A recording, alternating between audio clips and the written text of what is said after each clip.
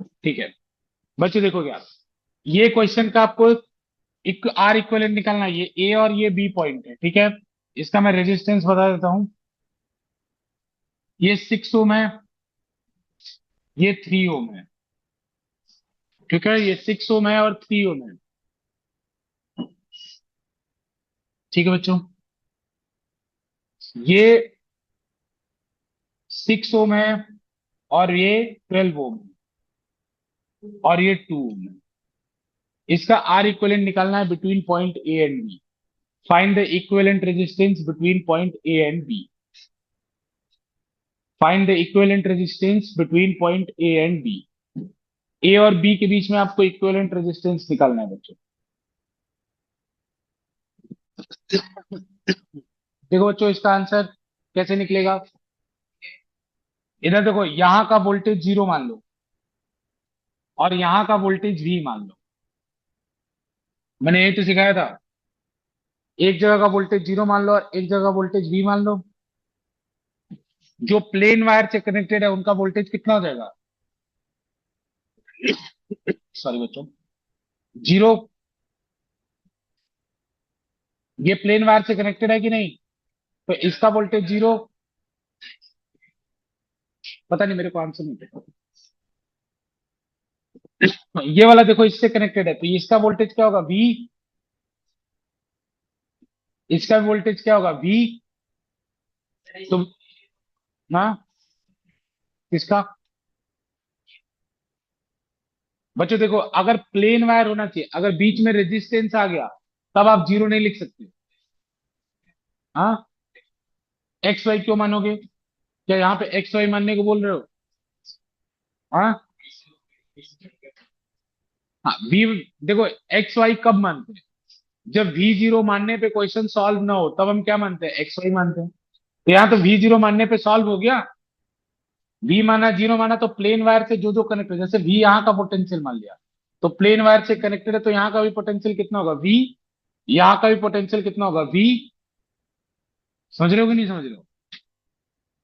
फिर ये यहाँ का 0 माना, तो यहाँ का पोटेंशियल 0 होगा क्योंकि प्लेन वायर से कनेक्टेड है, और यहाँ का भी पोटेंशियल 0 होगा क्योंकि प्लेन वायर से कनेक्टेड है।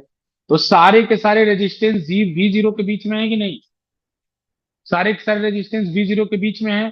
तो अगर ये V0 के बीच में है तो ये सारे क्या है, एक दूसरे के पैरेलल में। तो सबको पैरेलल में जोड़ दो बच्चों। 1/6, 1/R इक्वलेंट कितना आएगा, तो सबको पैरेलल में जोड़ो। 1/6 प्लस 1/3 प्लस 1/2 प्लस 1/6 प्लस 1/12, जो आएगा वही आंसर है। हाँ, अरे नहीं, कैपेसिटर में प्लस होता है डायरेक्ट।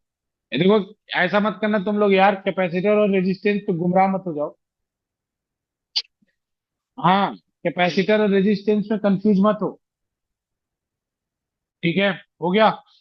बच्चों, एक 2023 में सवाल है, जो भी है, इसका आंसर सॉल्व करके बता रहे हैं राज। 4/5 आया, इस जो भी आ रहा है उल्टा वो करोगे ना। आर इक्वलेंट कितना आ रहा है, आर इक्वलेंट आ रहा है 4/5 ओम। देखो, पैरेलल कॉम्बिनेशन की एक बात याद रखो, इसमें जो आर इक्वलेंट आएगा वो छोटे वाले से भी छोटा हो। तो इन सब में सबसे छोटा कौन है, 2। तो आर इक्वलेंट 2 से भी कम आएगा। तो ये आर इक्वलेंट यहाँ छोटे वाले से भी छोटा आएगा। एक सीबीएसई का 2023 का क्वेश्चन आया था, एकदम लेटेस्ट। आइए हम लोग उसको ट्राई करते हैं एक बार, फिर हम लोग आगे बढ़ते हैं। हाँ, ठीक है ना। पहला क्वेश्चन ये मोबिलिटी की उनके स्टडी करना। अब ये वाला सेकंड क्वेश्चन को ध्यान से देखो, उसको करो। अच्छा क्वेश्चन है सेकंड क्वेश्चन।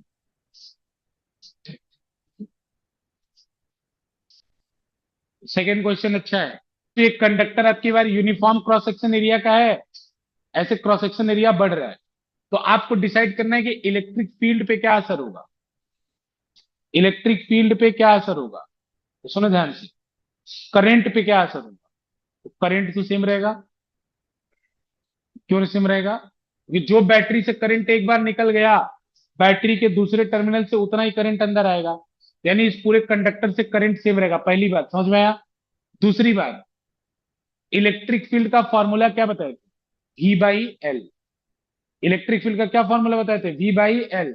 तो ये V क्या होता था, बैटरी का वोल्टेज, और L क्या होता था, लेंथ ऑफ द वायर। तो बताओ इसमें कहीं एरिया ऑफ क्रॉस सेक्शन आ रहा है? E का फॉर्मूला क्या बताए थे, V/L। अरे रिवाइज करो भैया, रिवाइज करो। E का फॉर्मूला क्या बताए थे, E का फॉर्मूला बताए थे V/L। तो बच्चों इसमें एरिया आ रहा है क्या कंडक्टर का? नहीं आ रहा है ना। तो ये V क्या है, ये वाला वोल्टेज है, L क्या है, ये वाला लेंथ है। तो एरिया नहीं आ रहा, तो इसका मतलब इलेक्ट्रिक फील्ड चेंज नहीं होगी, इलेक्ट्रिक फील्ड चेंज नहीं होगी। और एक और चीज कांस्टेंट, ई कांस्टेंट रहेगा, और क्या कांस्टेंट रहेगा, आई कांस्टेंट रहेगा। तो आई का फॉर्म, और एक और चीज इसने पूछा है ना, इलेक्ट्रिक फील्ड और ड्रिफ्ट वेलोसिटी में बताओ क्या फर्क पड़ेगा। तो ड्रिफ्ट वेलोसिटी में क्या फर्क पड़ेगा, तो आई कांस्टेंट रहेगा, ये पता हो गया ना। तो आई का फॉर्मूला क्या होता है, NEA × डी। तो आई की वैल्यू कांस्टेंट है। एन क्या होता है, number of electron in unit volume. इसको एरिया और लेंथ से कोई फर्क नहीं पड़ता, ये जैसे डेंसिटी के जैसा है, एकदम fix to fix. A constant रहेगा, तो एन कांस्टेंट, ई कांस्टेंट। तो ए इंटू वी डी क्या रहेगा, कांस्टेंट रहेगा। ए इंटू वी डी क्या रहेगा, कांस्टेंट रहेगा। तो बच्चों जैसे जैसे एरिया बढ़ेगी, ड्रिफ्ट वेलोसिटी घटेगी। जैसे जैसे एरिया बढ़ेगी, ड्रिफ्ट वेलोसिटी क्या होगी, समझ में आ रहा है कि नहीं आपको? एरिया बढ़ने पर ड्रिफ्ट वेलोसिटी घटेगी। ये बहुत अच्छा क्वेश्चन है, जस्टिफाई करने को बोला है, तो इस फॉर्मूले से जस्टिफाई हो कि आई की वैल्यू सेम रहेगी तो ए बढ़ेगा तो वीडी की वैल्यू घटेगी। लेकिन यहाँ ई बराबर V/L होता है, तो it is independent of area, hence electric field will remain same. समझ में आ रहा है? अब लास्ट वाला क्वेश्चन खुद करो, लास्ट वाला तो कर लोगे ना? अरे नोट कर लिया इसको, इसको मतलब एग्जाम्पल कर लोगे ना घर पे, एक बार इसको रिवाइज करेगा। अब लास्ट वाला क्वेश्चन खुद करो। नहीं पढ़ाएंगे, लेकिन कुछ क्वेश्चन से स्टार्ट कर लो ना पिछले टॉपिक। मैं इस टॉपिक को छोड़ने वाला हूँ, इस टॉपिक से आगे बढ़ना चाहता हूँ, इसीलिए कुछ क्वेश्चन करा रहा हूँ, ताकि कुछ इंपॉर्टेंट कॉन्सेप्चुअल क्वेश्चन, और लास्ट ईयर आ गया था, तो इसको कर लो, फिर आगे टॉपिक हम लोग बढ़ेंगे। 23 का थर्ड पार्ट, थर्ड पार्ट खुद करो, चलो पेन पेपर उठा लो, सॉल्व करो। आप लोग का सिलेबस CBSE की कृपा से बहुत ज्यादा कम कर दिया गया है, ठीक है ना। जैसे एक बहुत बड़ा सेक्शन हुआ करता था पोटेंशियोमीटर का, जिससे एक न्यूमेरिकल बोर्ड में पक्का आता था, वो पूरा का पूरा हटा दिया। मीटर ब्रिज पूरा हटा दिया। एक व्हीट स्टोन रखा हुआ है थोड़ा सा, वो भी, ठीक है ना। तो सीबीएसई आप लोग पे मेहरबान है। Okay sir. कौन और कौन सा चैप्टर आ रहा है, करेंट? इतना पढ़ा दिया टीचर ने, क्या खतरनाक पढ़ा रहे हैं आपके स्कूल में। नहीं बेटा, जैसे ये तो पॉसिबल नहीं है, जैसे मैं, चलो 3 चैप्टर का मैं फिर भी मान लेता हूँ कि 3 चैप्टर तो करा सकते हैं टीचर, लेकिन जो चौथा चैप्टर स्टार्ट होगा ना, मूविंग चार्ज एंड मैग्नेटिज्म, वो बहुत बड़ा चैप्टर है। वो तो पूरा समझा के पढ़ाए तो आराम से 15-20 दिन लग जाएगा, इतना बड़ा चैप्टर है। लेकिन मतलब आपके पूरे सिलेबस का सबसे बड़ा हर्डल है, देखो इलेक्ट्रोस्टैट में खूब टाइम लगता है, करंट में थोड़ा कम टाइम लगता है। हालांकि करंट भी बहुत इंपॉर्टेंट है, कम टाइम इसलिए लग रहा है क्योंकि सिलेबस कट हो गया है। मैग्नेटिज्म में पूरा टाइम लगेगा, मैग्नेटिज्म में moving charge and magnetism, magnetism and matter, और EMI, इन सब में पूरा 1 महीना निकल जाएगा। EMI पूरा निकल जाएगा, और उसके बाद जब पढ़ोगे तो उसके बाद जो सिलेबस बचेगा, EMI के बाद AC में टाइम लगेगा, AC तक पूरा कर लोगे, सबसे ज्यादा बड़ा चैप्टर। इसलिए मैं बोलता हूँ मैग्नेटिज्म में तो पेशेंस रखना पड़ेगा तुम्हें, तुम्हें लगेगा ये खत्म ही नहीं हो रहा, लेकिन एक बार विश्वास रखो, वो लास्ट हर्डल है। जैसे मतलब स्टडी का एक पीक आता है, पीक के बाद चीजें आसान हो जाएगी। मैग्नेटिज्म के बाद AC पढ़ोगे, EMI के बाद मैग्नेटिज्म में 3 चैप्टर में गिन रहा हूँ, बता दिया ना, चौथा पांचवा और छठा, तीन। जैसे चौथे में क्या है, moving charge and magnetism, magnetism and matter, और EMI, इलेक्ट्रोमैग्नेटिक इंडक्शन, 3 चैप्टर गिन रहा हूँ। खत्म कर दोगे AC, मान लो 4 क्लास, AC के बाद जितना सिलेबस बचता है 1 महीने के अंदर होता है। हाँ, क्योंकि सेकेंड बुक पर हालांकि उसमें भी रे ऑप्टिक्स और वेव ऑप्टिक्स हम लोग क्वेश्चन करते हुए अच्छे से पढ़ेंगे, घबराने की कोई बात नहीं है, अच्छे से पढ़ना है। बाकी जितना पढ़ना है उतना आना है, ये बात ध्यान देना आपको। ठीक है, चलिए इसको सॉल्व करिए फटाफट, नहीं हुआ अभी तक? अरे बच्चों क्या कर रहे हो, इसमें क्या था, अरे गधे हो क्या एकदम। ये क्या है, ये दोनों आपस में क्या है, अरे ये क्यों नहीं हुआ, इसमें तो कुछ है ही नहीं। अब 2023 का क्वेश्चन, इसमें तुमसे नहीं हुआ, बताओ। ये 10 और 14 आपस में क्या है, सीरीज में, तो इनका इक्वलेंट कितना हो जाएगा, 24, और ये 10 10 आपस में क्या है, 24, ये क्या हो जाएगा 20, ये भी सीरीज में हो गए। तो बच्चों देखो, ये जो 10 10 इन सब का इक्विवेलेंट आ गया 24, इस 10 10 का इक्विवेलेंट आ गया 20। तो ये जो 20 और 30 है, ये आपस में किसमें है, पैरेलल में। तो बच्चों जब दो रेजिस्टेंस रहा करे तो बोला ना, ये वाला फॉर्मूला लगा लिया करो, R1 R2 upon R1 plus R2। तो देखो R1 की वैल्यू 10 × 30, सॉरी 10 है तो 20 20 × 30 अपॉन 20 + 30 यानी 50। तो कितना का 600/50, यानी जीरो कैंसिल कर दो, ये 12 ओम आएगा। इसका रेजिस्टेंस कितना का, इन दोनों का कंबाइंड रेजिस्टेंस कितना आएगा, 12 ओम। तो बच्चों ये जो 12 ओम आया और ये जो 24 ओम है, आपस में किसमें होंगे, पैरेलल में। तो बस कर लो 12 और 24 पैरेलल में, तो फाइनल आर इक्विवेलेंट, ये आर इक्विवेलेंट डैश था, फाइनल आर इक्विवेलेंट कितना का 12 × 24 अपॉन 24 + 12 यानी 36। कैंसिल कर दो 3 टाइम्स 8 टाइम्स, तो आर इक्विवेलेंट कितना आ जाएगा 8 ओम। 8 ओम आ गया ना। अब क्या निकल रहा है, current drawn from the battery. तो आई इक्वल टू कितना हो जाएगा, V divided by R equivalent. तो V कितना है 8 ओम, आर इक्विवेलेंट कितना, सॉरी वी है 6 वोल्ट, V है 6 वोल्ट, आर इक्विवेलेंट कितना है 8 ओम। तो बस डिवाइड कर दो कितना आएगा 3/4 एम्पियर, 3/4 एम्पियर आ जाएगा। समझ में आ रहा है कि नहीं तुम्हें, ये दोनों सीरीज में, ये दोनों सीरीज में। तो इन दोनों का जो सीरीज आया वो इसके साथ पैरेलल में, इन दोनों का जो सीरीज आया इसके साथ पैरेलल में। तो पहले इसको सॉल्व कर लिया, इसको सॉल्व किया, तो इसका सीरीज 20, ये 30, तो 20 × 30 अपॉन 50, ये इससे आर इक्वलेंट, इन दोनों का आर इक्वलेंट 1 आ गया 12, और ये जो इनका 12 आया इस 24 ओम के साथ पैरेलल में है। सॉल्व कर दिया, आंसर आ गया, ठीक है ना। तो इसमें कोई परेशानी नहीं, ठीक है बच्चों। अब हम डायरेक्ट चलेंगे पावर के ऊपर, इसी के हिसाब से सेगमेंट चल रहे हैं। लिमिटेशन ऑफ ओम्स लॉ मैं बता चुका हूँ, resistivity of material, temperature dependence, ये सब मैं बता चुका हूँ, पहले ही बता चुका हूँ। अब मैं डायरेक्ट इस वाले सेक्शन में ग्राफ वगैरह, गैलियम आर्सेनाइड का ग्राफ मैंने इंपॉर्टेंट बताया था, याद रखना बार बार। और जितना ओम्स लॉ का लिमिटेशन है सब इंपॉर्टेंट है, ठीक है। और इन सब ग्राफ से परेशान मत होना, कॉमन सेंस लगाना, आंसर आ जाएगा। जैसे इस तरह का कोई ग्राफ नहीं, लेकिन ये जरूर सॉल्व करना बच्चों। अब हम डायरेक्ट चल रहे हैं इलेक्ट्रिकल एनर्जी एंड पावर, फिर सेल पढ़ेंगे, सेल का कॉम्बिनेशन पढ़ेंगे, फिर किरचॉफ्स लॉ पढ़ेंगे, फिर व्हीट स्टोन ब्रिज पढ़ेंगे, चैप्टर खत्म हो जाएगा, ठीक है। चलो, तो अब हम स्टार्ट करेंगे पावर, ठीक है बच्चों। इलेक्ट्रिक पावर,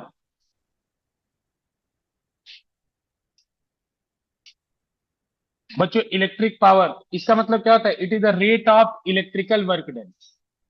इलेक्ट्रिक पावर का मतलब क्या है, लिखो इसके बारे में, it is the rate of electrical work done, it is the rate of electrical work done. Electric power का मतलब it is the rate of electrical work done, लिख लो, लिख लिया, it is the rate of electrical work done, लिख लिया, it is the rate of electrical work done. तो बच्चों power का फॉर्मूला क्या होता है, बचपन में पढ़े हो, W/T। W क्या होता है, वर्क डन, T क्या होता है, टाइम, वर्क डन की यूनिट क्या होती है, जूल, टाइम की यूनिट क्या होगी, सेकेंड, तो जूल पर सेकेंड क्या होता है, वॉट। पता है नहीं सब छोटी छोटी बातें, इसकी यूनिट जूल होगी, जूल पर सेकेंड, जूल पर सेकेंड को ही हम लोग क्या बोलते हैं, वॉट। वॉट को एब्रीविएट करते हैं डब्ल्यू से, ठीक है ना, इसको एब्रीविएट करते हैं किससे, डब्ल्यू से, ठीक है ना, जूल पर सेकेंड वॉट। अच्छा, अब देखो बच्चों यहाँ पे, अभी आपने पढ़ा था डब्ल्यू बराबर कुछ होता है, दूसरा फॉर्मूला इस चैप्टर का, क्यू और वी के टर्म में डब्ल्यू को लिख सकते हो, Q × V। बेटा V बराबर कितना होता है, W/Q, रिवाइज करो, V बराबर कितना होता है, W/Q। तो W बराबर कितना हो जाएगा, Q × V। तो अगर यहाँ Q × V ला दूं बेटा, और बाई टी कर दूं, तो Q/T भी कुछ होता है, क्या होता है, करेंट। तो यहां से पावर क्या हो जाएगा, यहां से पावर हो गया VI। और ओम्स लॉ को इस्तेमाल करो, V की जगह क्या डाल दो, I R, तो क्या हो जाएगा I²R। फिर ओम्स लॉ का इस्तेमाल करो, I की जगह V/R डाल दो, V²/R, ठीक है ना। ये पावर की अलग अलग यूनिट हो गई, P = VI, P = I²R, और V²/R, ठीक है। फिर उसके बाद बच्चों, ये इसका SI यूनिट है, जो ऊपर लिखा है इसका कौन सा यूनिट है, SI, ये इसका SI यूनिट है, ऊपर जो लिखा हुआ है ये इसका SI यूनिट है, ठीक है। इसका कॉमर्शियल यूनिट भी होता है, इसका कॉमर्शियल यूनिट भी होता है, कॉमर्शियल यूनिट किसका, पावर का कॉमर्शियल यूनिट क्या होता है, इसका पावर का कॉमर्शियल यूनिट होता है हॉर्स पावर। किलोवाट आवर जो होता है वो एनर्जी का होता है, हॉर्स पावर। इसको एचपी से डिनोट करते हैं बच्चों, एचपी से। और 1 HP इक्वल जो बोलते हैं ना, कितने एचपी की बाइक है या कितने एचपी की मोटर है, सीसी अलग चीज है, एचपी अलग चीज। कितने एचपी का मोटर है, अरे आधे एचपी की है, 2 HP के मोटर बोलते नहीं बोलते, तो एचपी। तो 1 HP इक्वल्स टू 746 वॉट, शुभ नंबर से 40 कम।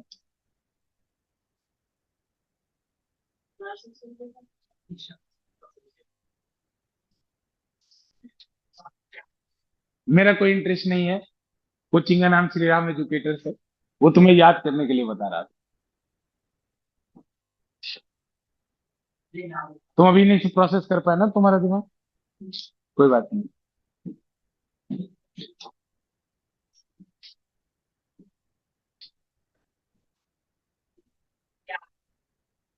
अरे क्या करोगे जान के, तुम बस याद रखो 1 HP इक्वल टू 746, बस इतना काफी है।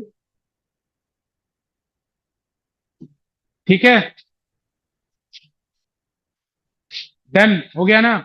बच्चों यहाँ एक क्वेश्चन है, एक बात बताइए मुझे कि power directly proportional to R होता है या इनवर्सली प्रोपोर्शनल टू आर होता है। तो डायरेक्टली नहीं दिख रहा है तुम्हें,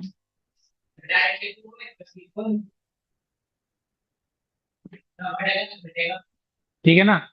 power directly proportional to R होता है या इनवर्सली प्रोपोर्शनल टू आर होता है। अच्छा, तो ये बात कि पावर के इतने सारे फॉर्मूले हैं, तो कब कौन सा फॉर्मूला लगाए, तो इसका आंसर है कभी भी कोई भी लगा। हाँ, जो गिवन है उसके अकॉर्डिंग देख लो।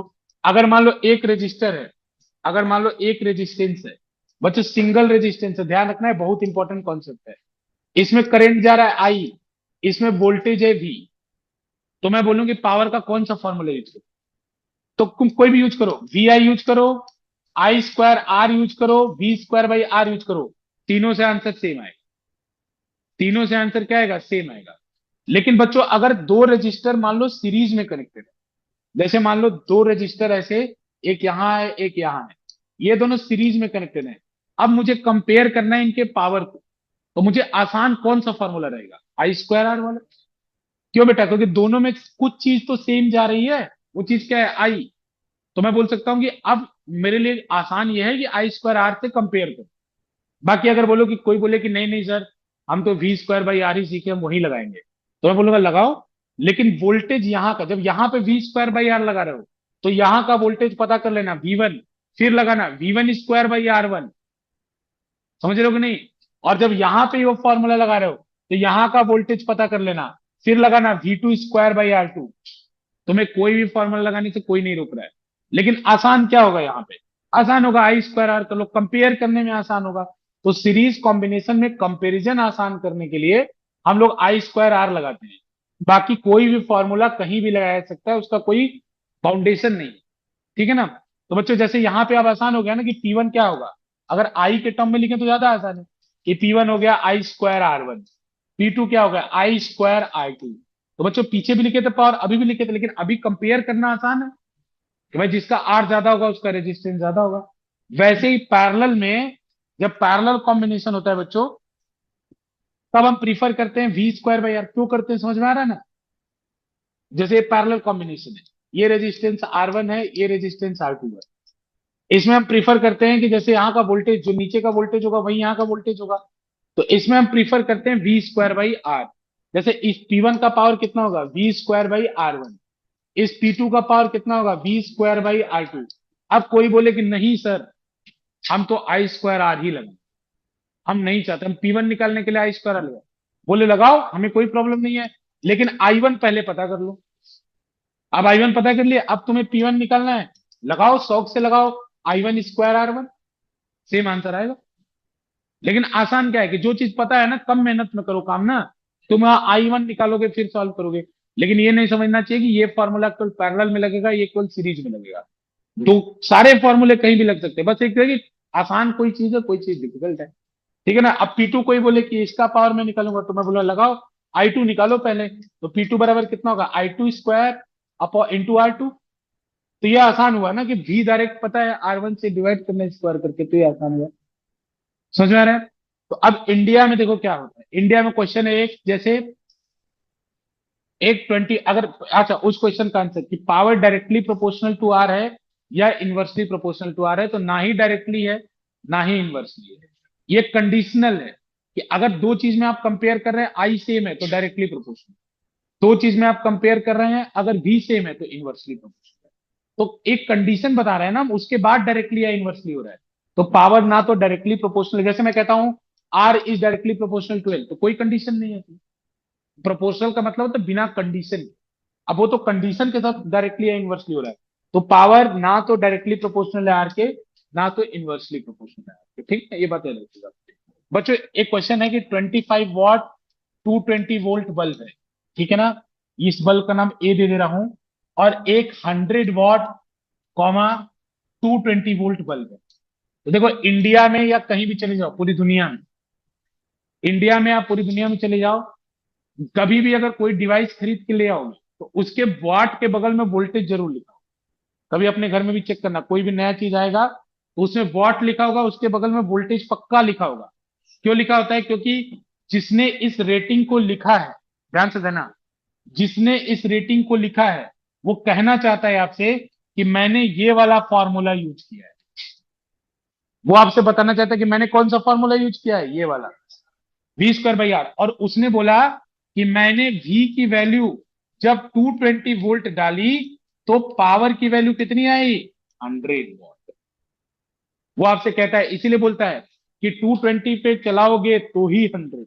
अब बोले कोई 110 पे चलाएंगे तब, तब ये फॉर्मूला है। अच्छा, इन तीनों चीज में कौन सी ऐसी क्वांटिटी है जो बदलती नहीं है, आर। तो यहां भी बदलोगे तो पी बदल जाएगा। तो बच्चों अगर वोल्टेज को डबल करोगे तो पावर 4 टाइम्स बढ़ जाएगा, क्योंकि उसके स्क्वायर पे डिपेंड करता है। अगर वोल्टेज को हाफ करोगे तो पावर 4 टाइम्स कम हो जाएगा। तो अगर कोई बोले कि 220 वोल्ट वाला बल्ब है, इसको 110 वोल्ट पे चलाए, तो पावर कितना आएगा, कितना आएगा, 1/4 टाइम्स कम करो। वोल्टेज आधा किए ना, 210 से 110 आधा किए, तो पावर कितने टाइम्स कम होगा, उसके स्क्वायर टाइम्स, 4 गुना कम। तो इसका पावर कितना आएगा, 25 वॉट। इसीलिए तो जो बल्ब भले 100 वॉट का खरीद लो, बिजली कम आएगी, वोल्टेज कम आएगा तो उसका पावर कम मिलेगा। कभी वोल्टेज बहुत ज्यादा है, डबल आता है तो फूट जाएगा फिर। हाँ, क्योंकि साफ साफ मैन्युफैक्चरर ने बोला कि देखो मैंने इसको 220 पे चलाने के लिए बनाया है, और 220 पे चलाओगे तो 100 वॉट, अगर तुम 220 से ज्यादा चलाओगे तो तुम्हारा रिस्क है, 220 से कम चलाओगे तुम्हारा रिस्क। हमने तो बता दिया कि 220 पे चलाओगे तो 100 वोट आएगा। समझ आ रहा है ना? तो बच्चों क्वेश्चन इसमें है, first question, which bulb has higher resistance, बताइए फटाफट। फर्स्ट विच बल्ब लिख लीजिएगा, which bulb has higher resistance, which bulb has higher resistance, कौन सा ऐसा बल्ब है जिसका रेजिस्टेंस हाई है। ठीक है ना, आंसर भी पता है, कौन सा बल्ब, कौन सा बल्ब बच्चों, तो यहां पावर इस फॉर्मूले से लिखा गया है ना, जितने भी पैरेलल कॉम्बिनेशन है पावर है इस फॉर्मूले से लिखा गया है ना। तो बच्चों पावर जिसका कम होगा उसका आर क्या होगा, तो आर किसका ज्यादा होगा, ए का ज्यादा होगा। तो इसका सोल्यूशन क्या है, इसका सोल्यूशन है ए। अरे समझ में आ रहा है तुम्हें कि नहीं आ रहा है? बेटा पावर कम है ना तो मतलब आर ज्यादा है, समझ में आ रहा है? हाँ। दूसरा, विच बल्ब विल ग्लो ब्राइटर, एक ही लिख लो, बार बार नहीं कराऊंगा ये सब, एक बार में जिसने समझना है समझ लो, ज्यादा एग्जांपल नहीं करेंगे, ये सब टाइम पास है। Which bulb will glow brighter, which bulb will glow brighter, कौन सा बल्ब है ज्यादा ब्राइट जलेगा, कौन सा, जिसका वॉट ज्यादा है वो ज्यादा तेज जलेगा। आंसर इज बी, जिसका वॉट ज्यादा है वो ज्यादा तेज जलेगा। तो उसका सोल्यूशन हो गया बी। ठीक है, अगला लिखो क्वेश्चन, इन सीरीज, लिख लो इसको, चलो लिख लो, इतना लिख लो। नेक्स्ट क्वेश्चन, अरे सबको कर लेने दो। एक मिनट सर। हाँ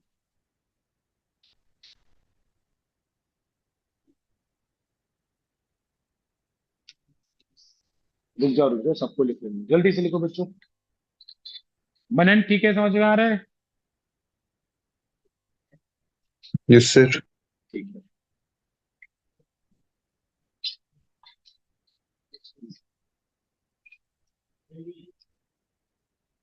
ठीक है ना? बच्चों हो गया? लिख लिया? थर्ड क्वेश्चन लिखो। In series combination which bulb will glow brighter? In series combination, इसी का third part. In series combination which bulb will glow brighter? In series combination which bulb will glow brighter? In series combination which bulb will glow brighter? कौन बताएगा? In series combination which bulb will glow brighter? Series combination में कौन सा bulb ज्यादा bright जलेगा? वो सब मेरे को मतलब नहीं, तुम मुझे बताओ।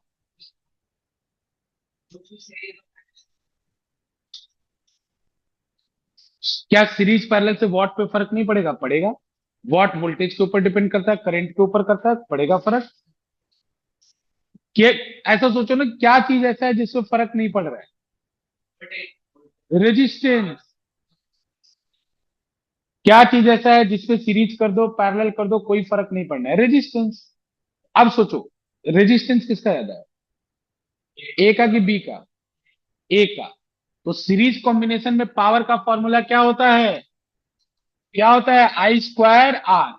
तो अगर इन दोनों बल्ब को सीरीज में कनेक्ट कर दोगे तो दोनों से करंट सेम जाएगा। तो कौन सा बल्ब ज्यादा तेज जलेगा? जिसकी ज्यादा रेजिस्टेंस होगी।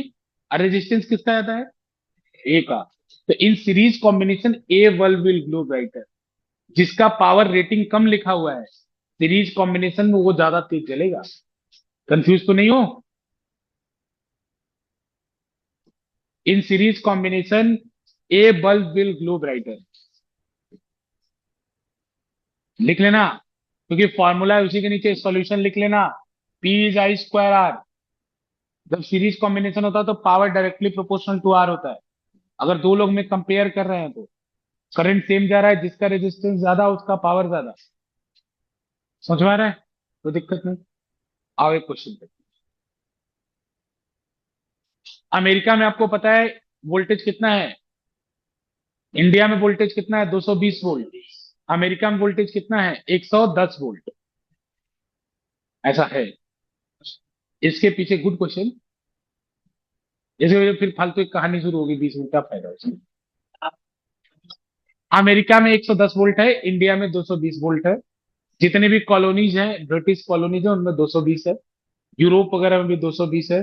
अमेरिका और उसके आसपास मेक्सिको वगैरह जैसे कुछ कंट्रीज हैं जिनमें 110 वोल्ट चल रहा है। उसका रीजन है इतिहास, हिस्ट्री। हिस्ट्री में उसका रीजन क्या है? हिंदी हिस्ट्री में जल्दी बताओ, जल्दी से, अगर सुनना शॉर्ट में सुना तो जल्दी से। पहले ये बताओ, ये मैटर सॉर्टेड है कि जिसका रेजिस्टेंस ज्यादा सीरीज में, जिसका रेजिस्टेंस ज्यादा उसका पावर ज्यादा। दो साइंटिस्ट थे, जल्दी से सुनो। पर्सनल। एक साइंटिस्ट थे, उनका नाम था थॉमस एल्वा एडिसन। एक साइंटिस्ट थे, उनका नाम था निकोलस टेस्ला। जल्दी जल्दी कहानी सुनो। एक साइंटिस्ट थे, उनका नाम था थॉमस एल्वा एडिसन। एक साइंटिस्ट थे, उनका नाम था निकोलस टेस्ला।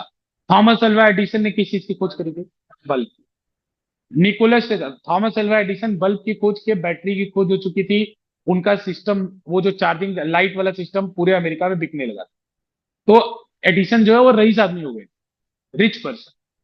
ठीक है ना? वो काइंड ऑफ अंबानी टाइप के उस समय हो गए थे। इतना उन्होंने सेल किया था वो सिस्टम, बैटरी के साथ वो बल्ब का सिस्टम इतना सेल किया था। ठीक है ना? तो अब वो हो गए थे। तो उसी कंपनी में, उनकी कंपनी का नाम है जनरल इलेक्ट्रिक। आज भी वो कंपनी है जनरल इलेक्ट्रिक, जी है, आज भी रिले वगैरह बनाती है, एमसीबी बनाती है। आज भी जनरल इलेक्ट्रिक कंपनी, एडिसन ने उसको शुरू किया। तो एडिसन का ये सपना था। सपना क्या था? कि एक दिन मैं वायर्ड ट्रांसमिशन लाइन भेजूंगा, मतलब वायर से बिजली जाएगी और सबके घरों में पहुंचेगी और सब लोग उसको इस्तेमाल करेंगे जैसे आज हम करते हैं। ये सपना, ये ड्रीम किसका था? एडिसन। ड्रीम एक बड़े आदमी का। ठीक है ना? तो उन्हीं के कंपनी में एक आदमी था, निकोलस टेस्ला, एक साइंटिस्ट थे, एक बहुत ही जीनियस पर्सन थे। तो ऐसा नहीं होता कि जैसे पास आउट हुए, है ना, कुछ पढ़ाई ले, गरीबी थी टेस्ला के पास, टेस्ला अंडर कॉन्फिडेंस थे कि अपने जीवन में कुछ कर पाऊंगा नहीं कर पाऊंगा। इस तरह तमाम प्रकार की सोच को लिए थे, ठीक है ना। उनको क्योंकि सोसाइटी उस मोमेंट तक सोसाइटी उनको बेकार समझता था। तो उसके बाद लेकिन उनका ये ड्रीम हो गया कि हम जनरल इलेक्ट्रिक में मुझे काम करना, एडिसन के साथ मुझे काम करना है। जैसे तो कोई फेमस पर्सनालिटी रहती, उधर अटैचमेंट रहता है कि नहीं मैं उसके तो उस कंपनी में काम करना था। तो उस तरह का ड्रीम हो गया निकोलस टेस्ला का। तो निकोलस टेस्ला फिर पहुंच गए, टैलेंटेड तो थे ही। तो निकोलस टेस्ला कंपनी में जनरल इलेक्ट्रिक में पहुंच गए। जनरल इलेक्ट्रिक में पहुंचने के बाद निकोलस टेस्ला बहुत टैलेंटेड थे, बहुत अच्छा काम किया। तो लैडर में ऊपर जाने लगे, समझ रहे हो ना, जो भी उनके हायरार्की है उसमें ऊपर जाने लगे। इतने ऊपर तक चले गए कि उनका डायरेक्ट एडिशन के साथ बात होता था, कोर टीम में चले गए, ठीक है ना। तो पूरी की पूरी टीम इस चीज पे काम कर रही थी कि कैसे ट्रांसमिशन लाइन पहुंचाया जाए। एडिशन ने शुरू भी किया था डीसी ट्रांसमिशन, 100 150 घरों तक न्यूयॉर्क के पहुंचाया भी था। तो समझते समझते भी टेस्ला इस बात पड़ गया कि मतलब वो समझाते रहे कि सर देखिए हम लोग डीसी छोड़ देते हैं, हम लोग एसी पे आ जाते हैं। किसने बोला? निकोलस टेस्ला ने, कि सर हम डीसी छोड़ देते हैं, हम एसी पे आ जाते हैं। तो एडिसन को ये बात ठीक नहीं लगी क्योंकि भाई डीसी में इतना सारा काम कर चुका था, डिस्ट्रीब्यूट कर चुका था, फिर सब चीजें बदलना, बोला नहीं नहीं एसी अपने को जमता नहीं डीसी पे। फिर एसी पे क्या किया निकोलस टेस्ला ने, उसने दिखा दिया कि जनरेटर जो बाय डिफॉल्ट पावर जनरेट करता है वो एसी ही करता है, ठीक है ना। तो कन्वर्जन का लफड़ा खत्म हो जाएगा अगर एसी करोगे तो। दूसरा उसने बता दिया कि बच्चों पावर का फॉर्मूला क्या होता है? VI। क्या फॉर्मूला होता है पावर का? VI। तो जैसे अगर पावर आपको तमिलनाडु से लेना है मान लीजिए, तो तमिलनाडु से पावर अगर 2 किलोवाट चला, मान लो यहां मैंने एसी ऑन किया और इसका पावर तमिलनाडु से आ रहा है, तो इसका लोड है 2 किलोवाट। तो 2 किलोवाट का पावर तमिलनाडु से चला, तो अगर तमिलनाडु से 2 किलोवाट 220 वोल्ट पे चल देगा, तो इंडिया तमिलनाडु क्या है, वो साउथ भी क्रॉस नहीं कर पाएगा, खत्म हो जाएगा। क्योंकि करंट का मात्रा बहुत ज्यादा रहेगा, पावर कम अरे 2 किलोवाट ये तो फिक्स है, ये पावर तो फिक्स है, इतना भेजना ही है एसी के लिए। तो अगर वोल्टेज कम रहेगा तो करंट ज्यादा रहेगा, और करंट ज्यादा होगा बच्चों तो इलेक्ट्रॉन ज्यादा कोलिजन करेंगे। अब इलेक्ट्रॉन ज्यादा कोलिजन करेंगे तो लॉस ज्यादा होगा। तो सारा का सारा पावर साउथ में ही करेगा, ठीक है ना। तो अब क्या होता है इस समय, तमिलनाडु अभी हम लोग का India one nation one grid, मतलब आप चाहें तो मतलब गवर्नमेंट चाहे तो अपनी बिजली उत्तर प्रदेश चाहे बिजली तमिलनाडु से भी ले सकते, क्योंकि हमारा है वन नेशन वन ग्रिड। यही हौज खास में पॉस्को है, उसका उसका सिक्योरिटी बहुत टाइट है। मतलब उससे पूरे एक स्क्रीन पे, एक बड़े से स्क्रीन पे लाइव चलता है कि कौन सा स्टेशन कितना पावर प्रोड्यूस कर रहा है, कौन सा स्टेट कितना पावर कंज्यूम कर रहा है, उसमें कौन से डिस्ट्रिक्ट में कितना पावर जा रहा है, डिस्ट्रिक्ट तक का इंफॉर्मेशन रहता है। उसका प्रोटेक्शन एजेंसी करती है, रॉ वगैरह करती है, बहुत सेंसिटिव है हमारे कंट्री के लिए। तो उसमें ऐसा क्या होता है एकदम चलता है। तो हम जैसे तमिलनाडु से हमें लेना है पावर, तो तमिलनाडु से लेना है बच्चों, तो हम वोल्टेज को क्या कर देंगे 3 लाख वोल्ट। तो करेंट क्योंकि प्रोडक्ट तो सेम रहना है भाई, वोल्टेज और करंट का प्रोडक्ट सेम रहना है क्योंकि 2 किलोवाट। तो अगर तुम वोल्टेज को जितने फोल्ड बढ़ाओगे करंट उतने फोल्ड कम होगा। अब जब उतने फोल्ड कम होगा तो लॉस उतना कम होगा। तो हम लोग जब तमिलनाडु से यूज करते हैं एक डिवाइस होता है उसको बोलते हैं ट्रांसफार्मर। क्या बोलते हैं? ट्रांसफार्मर।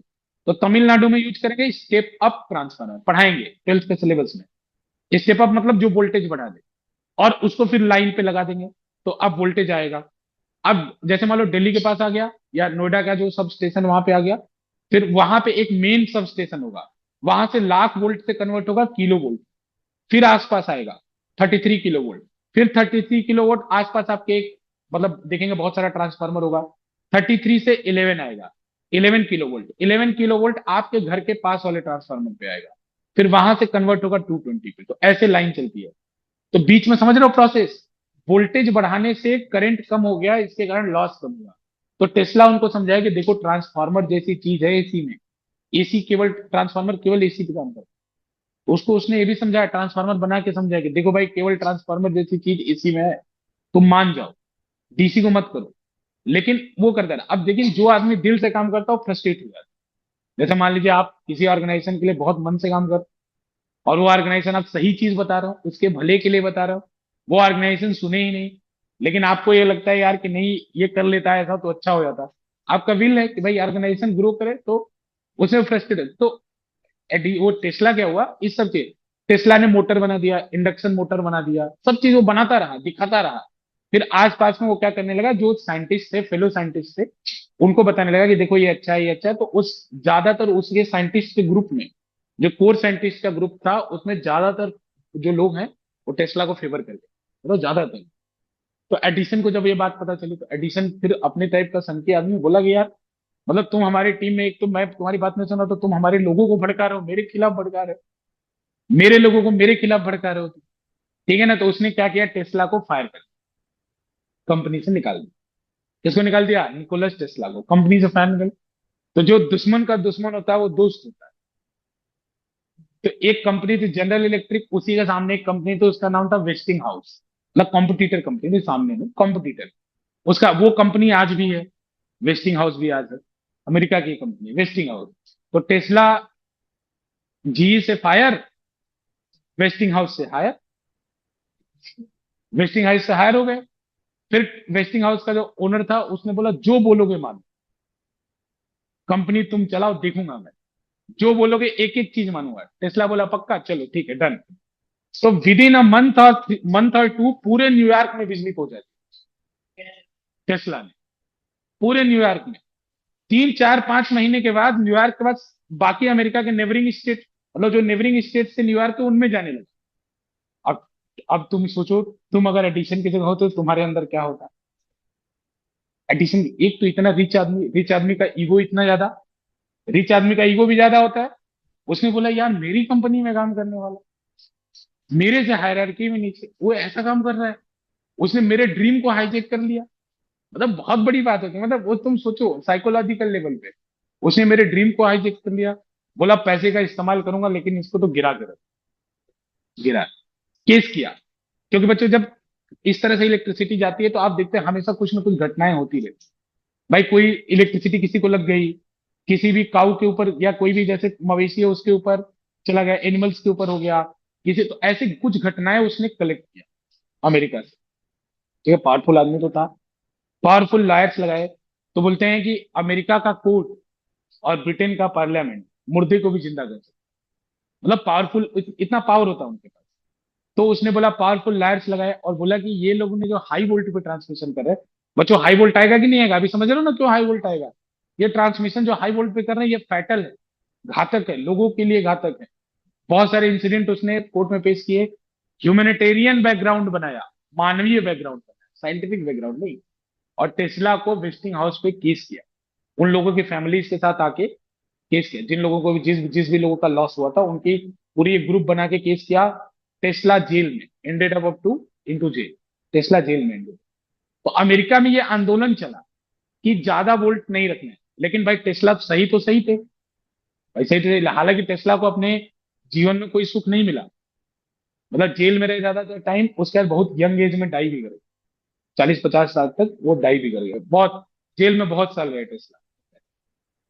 हाँ वो जेल में रहे ना, वो होता है कि वो डाई कर गए, बहुत जल्दी डाई कर गए वो, निकोलस टेस्ला डाई कर गए। तो अब इसमें क्या हुआ बच्चों, बाद में उनकी थियरीज को माननी ही पड़ी, क्योंकि जो थियरी सत्य है वो सत्य, जो सही है वो सही है। तो आज हम सब लोग जो आप देख रहे हैं, हम लोग टेस्ला के कर्जदार है, वी ओवेन, टेस्ला के हम लोग कर्जदार हैं। टेस्ला अपने जीवन में तो कुछ नहीं किए, लेकिन आप सब लोगों के लिए जो भी चीज आप एंजॉय कर रहे हैं सब टेस्ला की देन है। ठीक है ना। तो अमेरिका में ये आंदोलन हुआ था एक बड़े आदमी की वजह से, वहां पे वोल्टेज 110 से ऊपर बढ़ नहीं पाया, लेकिन आज भी 110 है। इंडिया ऐसे कंट्रीज में हम लोग थोड़े से गरीब है, या हम लोग के पास जिन्होंने शासन किया वो लोग का केवल एम एक्सप्लॉयटेशन था। तो बच्चों जब पावर 110 वोल्ट, आप जब वोल्टेज आप 110 रखोगे तो उसके करस्पॉन्डिंग करंट ज्यादा होगा ना। जैसे अमेरिका में वोल्टेज है 110, तो हमारे इंडिया में करंट अगर 2 एम्पियर जा रहा है तो अमेरिका में करंट 4 एम्पियर जाएगा। तो हम लोग को जो ट्रांसमिशन लाइन लगानी पड़ेगी वो कम रेजिस्टेंस वाली लगानी पड़ेगी, और हमारे पास इतना पैसा नहीं कि भाई हम कॉपर इस्तेमाल करें। तो ब्रिटेन वालों ने भी सोचा कि हम तो लूटना है, हमें कौन सा इन्हें बनाना है। जो उस समय ब्रिटिशर्स तो बोला कि लगाओ 220 कर दो, हमें लूटना ही तो है। तो इसीलिए इंडिया में जितने भी कॉलोनीज है ब्रिटिश की, उसके सबके अंदर 220 है। देख रहे हो, मैं समझता था, कहानी शुरू करूंगा, कहानी बहुत लंबी लेंदी हो जाएगी। ठीक है, सब्जेक्ट से हट नहीं, लेकिन कोई बात नहीं। चीजें आपको ये समझ में आएगा कि क्या क्या चीजें, मतलब हिस्ट्रीज में क्या क्या चीजें चीजें होती हैं, क्या क्या चीजें। हाँ हाँ हाँ, ठीक है, कोई बात नहीं, समझ में आया ना। एसी डीसी तो आज के लिए बस इतना ही रहने दें। लेकिन कोई बात नहीं, आप लोग चीजों को ध्यान दीजिए। ठीक है, छोटी सी क्लास चली। बच्चों कल हमारा, बैठ जाओ बैठ जाओ, एक अनाउंसमेंट, बैठ जाओ। अरे जिनको पता है, अरे ऑनलाइन वाले बच्चों उनको भी तो बता दूं। बच्चों कल हमारा फाउंडेशन डे है। आज ही के दिन, मतलब कल के दिन जो कोचिंग है उसका फाउंडेशन हुआ था। तो इसीलिए फाउंडेशन डे के मतलब ओकेजन पे कोई भी क्लासेस नहीं चलेंगी। एक यहाँ पे सुंदरकांड रामायण का पाठ होगा। उसके बाद अगर कोई भी लोग टैलेंट दिखाना चाहें, मिमिक्री, जोक्स, डांस, सिंगिंग, तो दिखा दें। ठीक है ना? ठीक है, तो आज के लिए हाँ, 4 4 4 PM पे सबको यहाँ पे आ जाना है ना? ठीक है, मिमिक्री जिसको करना है, और सबको यूनिफॉर्म में आना है। ठीक है, ठीक है, ठीक है बच्चों, ठीक है ना? सबको कल क्लास नहीं होगी, जो भी ऑनलाइन बच्चे। ठीक है, सर जिसके पास यूनिफॉर्म नहीं हो। ठीक है, यूनिफॉर्म दे देंगे, आ जाना।